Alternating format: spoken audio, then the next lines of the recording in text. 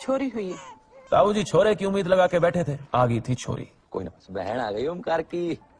सही है। मैं भीतर से खुश था और ताऊ जी सिर्फ बाहर से। अरे उसके बाद ये था भाई, ज्ञानियों का ज्ञान था, ताऊ ताई का कान था, और हर किसी के पास छोरा पैदा करने का अचूक प्लान था। कोशिश केवल इंसान को ही करनी है, बाकी के दिन संयम एकदम अलग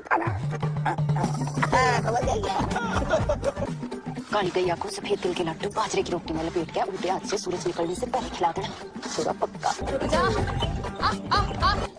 डिलीवरी का दिन आ चुका था और आधा गांव भी छोरा होने का क्रेडिट लेने।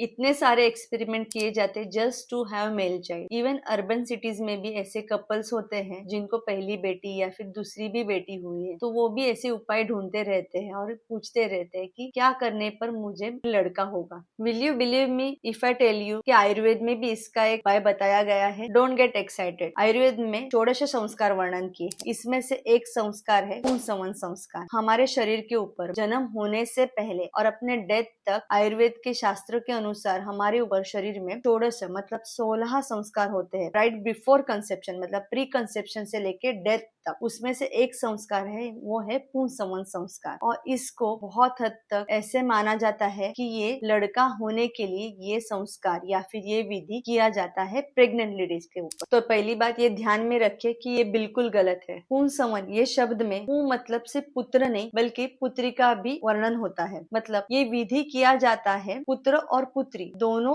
प्राप्ति के लिए। पुमान बलवान जायते अनेन इति पुंसवन, मतलब जो भी बच्चा हो वो बलवान हो उसके लिए ये विधि किया जाता है। ये विधि तो 28 डेज के पहले या फिर 1 महीने के अंदर ही किया जाता है, लेकिन हमें प्रेगनेंसी तब पता चलती है जब हमारे पीरियड मिस हो जाते हैं और हम यूपीटी टेस्ट करते हैं। लेकिन आयुर्वेद में ये शास्त्र में तभी भी वर्णन किया था कुछ लक्षणों के बारे में कि एक महिला अगर कंसीव होती है तो उसके शरीर में कौन कौन से लक्षण दिखते हैं, और उसके जरिए वो अनुमान लगाते थे कि ये प्रेग्नेंट लेडी है और उसके ऊपर वो पुंसवन विधि करना चाहिए। शायद हम ही वो आयुर्वेद डिकोड करने के लिए इतने सक्षम नहीं। So do not experiment anything when you get conceived because your baby gender is already decided by your chromosome.